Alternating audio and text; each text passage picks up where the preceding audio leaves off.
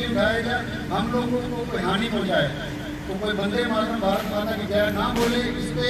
अब केशव के मन में तो कुछ और ही चल रहा था। अभी बच्चों ने एक जय घोष से एक स्वर में भारत माता की जय वंदे मातरम, किसने ऐसी हरकत की है तो किसी बच्चे ने जवाब नहीं दिया।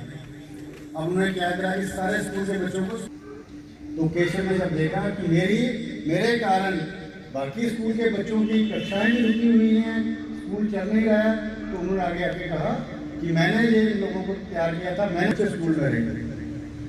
वहाँ से निकले तो नागपुर में ही एक अन्य स्कूल था जो अपने स्वयंसेवक बंधु या जो स्वतंत्रता सेनानी थे उन लोगों के द्वारा चलाया गया था। 10वीं पास करने के बाद वहाँ से निकलकर वो कोलकाता गए।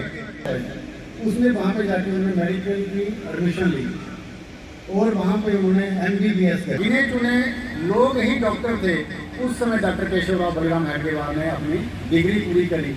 अब डिग्री पूरी करने के बाद हम लोग जानते हैं होता क्या है कि भैया अपना परिवार अच्छे से चलाना है, मैं अपने परिवार का भरण पोषण करूँगा, मैं नौकरी करूँगा। तो लेकिन डॉक्टर हेडगेवार के मन में ये विचार था कि नहीं, मुझे अपने लिए कुछ नहीं करना है, राष्ट्र प्रथम है, देश के लिए करना है, देश गुलाम है, इसको आज़ाद करवाना है, देश की गुलामी से देश को निजात दिलानी है, अंग्रेजों के शासन को दूर करना है। तो डॉक्टर हेडगेवार ने नौकरी ना करते हुए राष्ट्रीय स्वयंसेवक संघ के द्वारा जो कार्य करना था उसके लिए अपना कदम आगे बढ़ाया। कांग्रेस ज्वाइन करी। उस समय जो कांग्रेस थी, कांग्रेस कहीं भी किसी भी देश में अगर कांग्रेस शब्द आता है तो वो कोई भी पॉलिटिकल पार्टी जो देश समाज के लिए कार्य करती है उसको कांग्रेस कहा जाता है। तो उस समय कांग्रेस जो देश के लिए आज़ादी की लड़ाई लड़ रही थी, तो डॉक्टर हेडगेवार ने कांग्रेस में जाके कार्य किया। लेकिन वहाँ पे देखा कि कांग्रेस में तुष्टीकरण की राजनीति बहुत हो रही है, हिंदुओं के सम्मान को ठेस पहुँचाई जा रही है और बाकी समाज को, जो मुस्लिम समाज था उनको ज़्यादा वहाँ पे भाव दिया जा रहा है। तुष्टीकरण की राजनीति जो आज भी होती है हमारे समाज में, वो तुष्टीकरण की राजनीति वहाँ पे ज़्यादा प्रचलित हुई। तो डॉक्टर हेडगेवार के मन में आया कि ऐसे देश को आगे बढ़ाने से कार्य नहीं करने दे रहे। तो डॉक्टर हेडगेवार ने 1920-21 में लगभग धीरे धीरे शहना कार्य को आगे बढ़ाते गए। मैंने विचार आया कि ऐसा संगठन खड़ा किया जाए जो हिंदू समाज आज़ाद, देश को आज़ाद कराने में संघर्ष करे।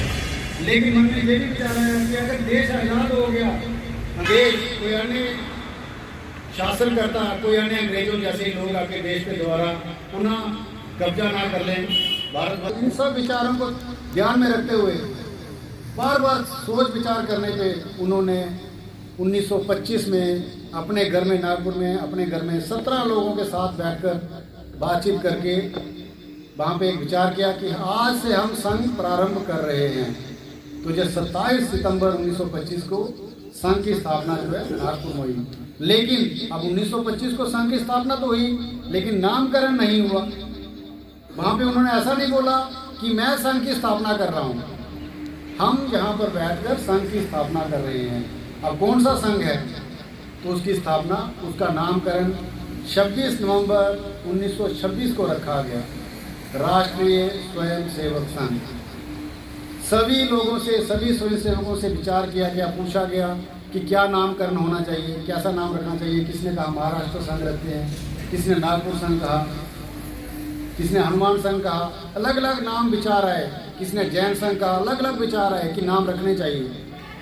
लेकिन डॉक्टर हेडगेवार के मन में तो विचार चल रहा था कि अगर मैं नागपुर संघ रखूंगा तो ये संगठन नागपुर तक ही सीमित रह जाएगा, मुझे तो पूरे भारतवर्ष के लिए कार्य करना है। महाराष्ट्र संघ रखूंगा तो महाराष्ट्र तक सीमित हो जाएगा, जैन संघ रखूंगा तो जैन तक ही सीमित रह जाएगा, हनुमान संघ रखूंगा तो खाली हनुमान जी के जो अनुयायी होंगे उनको पूछने वाले जो उनके तक ही रह जाएगा। कि उन्होंने एक नाम सुझाया कि क्यों नाम राष्ट्र के नाम पे संगठन रखे, और सभी ने उसके ऊपर मोहर लगाई कि अब आज से हमारे संगठन का नाम राष्ट्रीय स्वयंसेवक संघ है। तो राष्ट्रीय स्वयंसेवक संघ की स्थापना 1925 में नागपुर में 17 लोगों के द्वारा हुई और उसके पश्चात धीरे धीरे वो लोग समाज में फैलते गए। धीरे धीरे पूरे भारतवर्ष में उन स्वयंसेवकों को, बाल स्वयंसेवकों को डॉक्टर साहब ने किसी को पढ़ने के लिए नागपुर से बाहर भेजा, किसी को अन्य कार्य के लिए भेजा। कोई नौकरी करता था उसको कहा कि आप नौकरी महाराष्ट्र से बाहर जाके करो, नागपुर से बाहर जाके करो। और धीरे धीरे संघ को पूरे भारतवर्ष में फैलाने का कार्य किया। जब तक अंतिम हिंदू भारत में ना आ जाए वहाँ से पाकिस्तान को छोड़कर नहीं आएगा। और स्वयं सेवकों ने अपने प्राण निछावर करके हिंदुओं को पाकिस्तान से सुरक्षित निकालने में भूमिका अदा की। धीरे धीरे समाज में संघ का विश्वास बढ़ता गया। आज समाज को संघ से अपेक्षाएं भी बहुत हैं। जो छोटा सा पौधा था बट वृक्ष बन चुका है। आज कहीं में समाज में कोई कार्य होता है, कोई चीज़ आती है, तो समाज से अपेक्षाएं, समाज की अपेक्षाएं राष्ट्रीय स्वयंसेवक संघ से बढ़ जाती हैं कि राष्ट्रीय स्वयंसेवक संघ ऐसा क्यों नहीं करता, ऐसा कार्य हो रहा है तो ऐसा क्यों नहीं करता। तो लोगों की अपेक्षाएं हैं और संघ उन अपेक्षाओं को पूरा करने के लिए भी दिन रात कार्य कर रहा है। अपने जम्मू कश्मीर में जब देश आज़ाद हुआ तो जो बाकी राज्य थे उनका भारत गणराज्य में विलय हो गया, लेकिन जम्मू कश्मीर में महाराजा हरि सिंह जी के द्वारा विलय में विलंब किया गया। उस समय सरदार वल्लभ भाई पटेल भारत के गृह मंत्री थे। उनके द्वारा गुरु जी के साथ संपर्क किया गया कि आप जम्मू कश्मीर में जाइए और महाराजा हरि सिंह जी को विलय के लिए तैयार करिए। तो 18 अक्टूबर 1947 को गुरुजी नागपुर में थे। नागपुर से दिल्ली है, विशेष विमान के द्वारा दिल्ली से श्रीनगर महाराजा हरि सिंह जी के पास पहुंचे, जो जहाँ के उस समय प्रांत प्रचारक थे उनको साथ में लिया। महाराजा हरि सिंह जी से चर्चा हुई तो महाराजा हरि सिंह जी के जो अपने मन में कुछ ऐसी वार्ता, ऐसे विचार चल रहे थे कि अगर मैं भारत के साथ विलय करूँ तो हमारे राज्य का क्या होगा, क्योंकि उस समय जो जम्मू कश्मीर के लिए आने के लिए जो रास्ता था वो सारा पाकिस्तान के सियालकोट और इस तरफ से ही होके आता था। पठानकोट के साथ सीधा संपर्क नहीं था। जितना भी हर चीज़ जो पाकिस्तान के रास्ते से आती थी उनको लगा कि रास्ता कट गया, सब कुछ हो गया, तो मेरे जम्मू कश्मीर की जो जनता है, मेरे जम्मू कश्मीर का अगर विलय हुआ तो कैसे इसका सर्वाइवल होगा, कैसे लोग बचेंगे। तो गुरु जी ने उनको समझाया, उनकी जो चिंताएं थी चिंताओं को दूर किया और जो विलय पत्र पे साइन किए और जम्मू कश्मीर का भारत में विलय हुआ। संघ की भूमिका है। अभी हमने देखा कि अन्य अन्य आंदोलन जो जहाँ पे चले हैं, 2008 में हमने एक विशाल आंदोलन देखा जो अमरनाथ के लिए आंदोलन था, जो संघर्ष समिति बनी। उसमें जम्मू ने पूरा दम दिखाया, लोगों ने दिखाया कि हिंदू संगठित है और विजय प्राप्त की। ऐसे अन्य अन्य कार्य में संघ भूमिका निभा रहा है। अभी हमने देखा कि बारिश हुई, बाढ़ आई, प्रकृति के द्वारा कैसा कैसा यहाँ पे तांडव दिखाया गया। संघ के स्वयंसेवक सेवा भारती के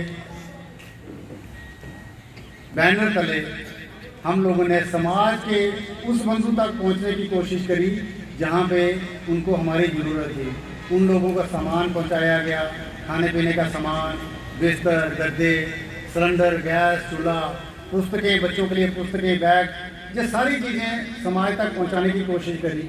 ऐसा कार्य संघ पूरे भारतवर्ष में जहाँ पे भी आपदा विपत्ति आती है वहाँ पे भी सेवा भारती के द्वारा करता है।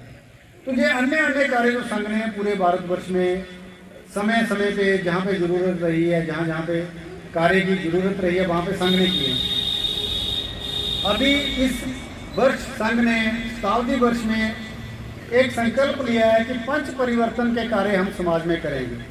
वो पंच परिवर्तन क्या है कि 5 कार्य हमें अपने समाज में, अपने देश में करने हैं। पहला जो पंच परिवर्तन का कार्य है कुटुंब प्रबोधन।